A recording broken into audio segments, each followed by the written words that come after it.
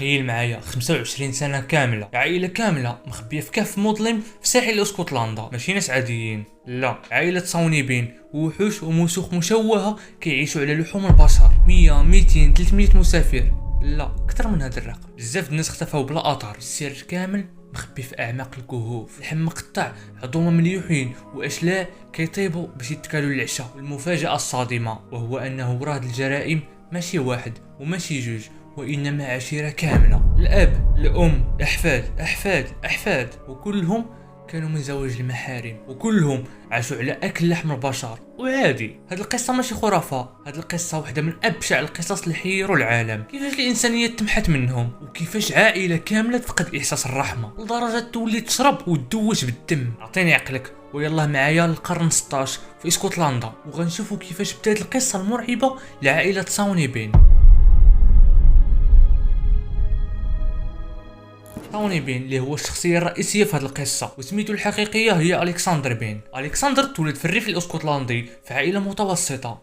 باه كان كيدير السياج للمزارع، في نفس الوقت صوني كان كيخدم معاه ويكسب لقمة العيش. ولكن المشكل ديالو هو انه كان معكاز، ما كانش حامل يخدم، كان كيبغي غير يبقى جالس ياكل وينعس. والخدمه كان كيمشي ليها مره، يعني مره خدام مره ما خدامش. وهذا الشيء اللي غيدير ليه مشاكل مع باه، اللي في الاخر غادي يهز الصاك ديالو وغيخرج من الدار. صوني غادي يدي معاه واحد المراه اللي كانت بحالو تماما، محطوطه حتى هي معكازه، بغات غير تاكل وتنعس. صوني ومراته مشاو عاشوا في واحد المغاره اللي كاينه في الريف الاسكتلندي ولا كهف. فاش كيكون الجزر الكهف كيكون باين وكيكون سهل تخليه، ولكن فاش كيكون المد الباب ديال الكهف كيعمر حتى النص، واللي شافو غيقول من المستحيل شي واحد يعيش هنا. ولكن في الداخل ديال داك الكهف كان عامر بوحوش بشريه. في الاول كانوا جوج ولكن من بعد ولاو قبيله على قدها. من الفيديو باش تعرف كي داروا ليها.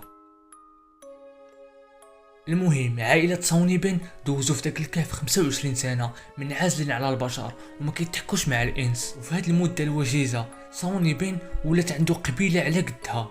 غتسولني كي دار ليها، وهما ما كيتحكوش مع البشر وساكنين كاملين في واحد البلاصة. ببساطة الاخ كيتزوج اختو، والاب كيتزوج بنته، واللي يقدر كاع الحفيد يتزوج جداه. المهم هاد العائلة كانوا كيصيدوا المسافرين وياكلوهم. حتى واحد من دوك المسافرين ما قدر يهرب ويشكي بهم. المهم الخطه اللي كانوا كيستعملوها هو كيراقبوا الضحيه ديالهم، سواء يكون راجل ولا امراه ولا دري صغير، كيصيدوه وكيديوه للكهف، كيقطعوه ويفصلوه وياكلوه العشاء. ودوك الاشلاء والبقايا ديالو اللي كيشيطوا كيلحوهم في البحر، واللي بدورو كيدير خدمته بمساعده الامواج، واللي كيديو دوك البقايا ودوك الاشلاء لبلايص بعيده، مثلا شي شاطئ بعيد ولا شي بلاصه بعيده على الكهف. الناس اللي يشوفوا داك الشيء خارج من البحر ما كيفهموا والو، وكيقولوا زعما يكون هنا شي قرش ولا شي واش كياكل بنادم، الله اعلم. وبعد مده الاطراف بداو كيكثروا، الناس بداو كيشكوا وكيتسائلوا علاش كاع الناس اللي كيجيو لهنا كيختفيو. كانوا كيجيو السياح والمسافرين لشي فنادق كانوا تما. هاد الفنادق كانوا بعاد شويه على الكهف تاع عائله صونيبين. المهم السلطات صيفطوا مخبرين باش يشوفوا ويتاكدوا شنو كيوقع تما، ولكن الصدمه الاغلبيه ديالهم ولاو عشاء لعائله صونيبين، وقليل منهم اللي نجاو ولكن ما شافوا والو. وهنا السلطات غيشكوا في صحاب دوك الفنادق، اعتقلوهم وبداو كيحققوا معاهم باش يعترفوا. هادشي غادي يزيد على الحد، حيت من بعد بداو كيعذبوهم وفي الاخر عدموهم باش تبان هاد القضيه تسدات في عينين المواطنين وارتاحوا شويه ويحيدوا من هاد الخوف. ولكن في الحقيقه الجرائم بقات مستمره والرعب باقي كاين. رجلين واليدين كل مره كيخرجوا من البحر. الرعب كيتزاد بزاف كما كيتزادوا الافراد في عائله صونيبين. كانوا دغيا كيتكاثروا بحال غير كيزرعوهم في الارض ودغيا كينبتوا. عائله صونيبين ولاو حذرين في الصيد بزاف، ما بقاوش كيغامروا ويقصدوا بزاف ديال الناس، ولاو كيراقبوا فرد واحد ولا كاع جوج تيخليوه حتى يكون بوحدو وكيخرجوا ليه، كيضربوا به كاملين وكيخليوه في الوسط ومن بعد كيتلحوا عليه. كانوا جميع افراد العائله كيشاركوا في الجريمه، واللي كيقطع في القلب واللي الا سمعتوه غتصدموا من الوحشيه اللي في هاد البشر، حيت كانوا كيقطعوا ويشرقوا اللحم ديال بنادم غير بضفرهم وسنانهم. ما كاين لا جناوه لا مواس لا والو، غير بضفر يشرقوا بنادم تيموت. ومن بعد كيجروا الجثه للكهف اللي كيكون قريب ليهم، واللي من المستحيل شي واحد يشك باللي عايش تما شي واحد، حيتاش كيما قلت ليك الدخله ديال الكهف كتعمر بالماء، وكذلك كاينين بزاف الاشجار كيغطيو الدخله ديال الكهف. المهم العدد ديال الضحايا اللي تصيدوا وتجروا في ديك الغابه ودخلوا للكهف كان اكثر من 1000 ضحيه. هذا الرقم راه كبير بزاف، فكر فيها مزيان.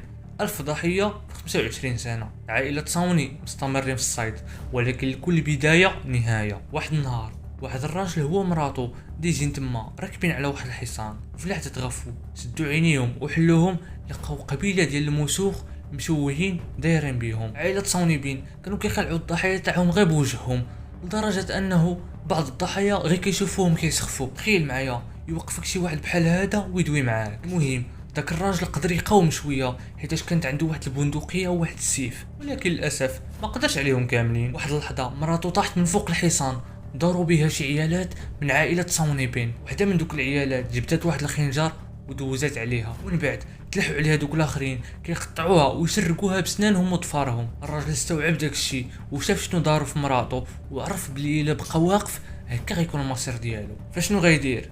اليس ابراهيم هرب ليهم، بقى تيجري دار يشوف موراه، لقى اكثر من 30 واحد تابعو. في الاخر قدر يفلت منهم، مشى للمدينه عاود للناس شنو شاف، ومن بعد مباشره مشى لعاصمه اسكتلندا باش يعاود للملك شخصيا شنو شاف، بلي شي مسوخ داروا بيهم كلاو مراته وتبعوه حتى هو باش ياكلوه. الملك سمع منه ودار حمله كبيره بزاف. الملك كان معصب لواحد الدرجه ما توصفش، حيتاش كثر من 1000 واحد اختفى في ديك البلاصه. الملك قرر يمشي معاهم شخصيا، قال لهم ما تخليوش شي حجره ما تقلبوش تحتها، وما تخليوش شي شجره ما تطلوش وراها. وفي نفس الوقت كانوا معاهم كلاب صيد كيشموا في البلاصه. المهم بداو التقلاب، قلب هنا قلب لهيه. الكهف عائله صونيبين دازو حداه عشرات المرات ولكن ما قلبوش، حيت ما يمكنش يعيش هنا شي واحد. الكهف كان عامر بالماء وغارق. فاش رجع للبحر وخوى الكهف من الماء، دوك كلاب الصيد اللي كانوا معاهم مشاو مباشره للدخله ديال الكهف، بقاو كينبحوا نوضوا واحد السطع كبير. الملك لاحظ هذا الشيء وامر الكشافه يدخلوا يشوفوا شنو كاين تما. الملك قال ما شكيتش والو 1% باللي غنلقاو هنا شي حاجه. المهم الكلاب كل ما كيدخلوا كل ما كيزيدوا في الصوت، كل ما كيدخلوا كيزيدوا في النباح، والمفاجاه غيشوفوا الحاجه اللي غتخليهم يحلموا ليل ونهار بهذا الشيء. شافوا اروع وابشع واعفن منظر تقدر تشوفه. شافوا رجلين ويدين وريوسه وجماجم، يدين طوال ديال الرجال، رجلين صغار ديال الدراري، سناسل وخلادات ديال البنات، وكذلك ذهب وفضه وسناسل ومواغن، حوايج الضحايا وسيوفه وبنادق. فاش شدوهم كانت العائله كتكون من صونيبين ومراته و8 الدراري و6 البنات. هادو كانوا غير ولادهم، يعني اللي ولدهم هما الجوج، زائد 18 الحفيد دري و14 حفيده. هادو كاملين نتيجه زواج المحارم. اعتقلوهم كاملين وحرقوا كاع بقايا واشلاء الضحايا. ومن بعد داو العائله كامله وحطوهم في سياج وسط المدينه. بداو الناس كيتجمعوا ويدوروا على داك السياج كيتسناو الملك يجي يحكم عليهم. بعد مده جا الملك ما دوا مع حتى واحد وقال بلي هادو ما كيستحقوش محاكمه، وانما كيستحقوا يموتوا بابشع طريقه ممكنه. فشنو داروا؟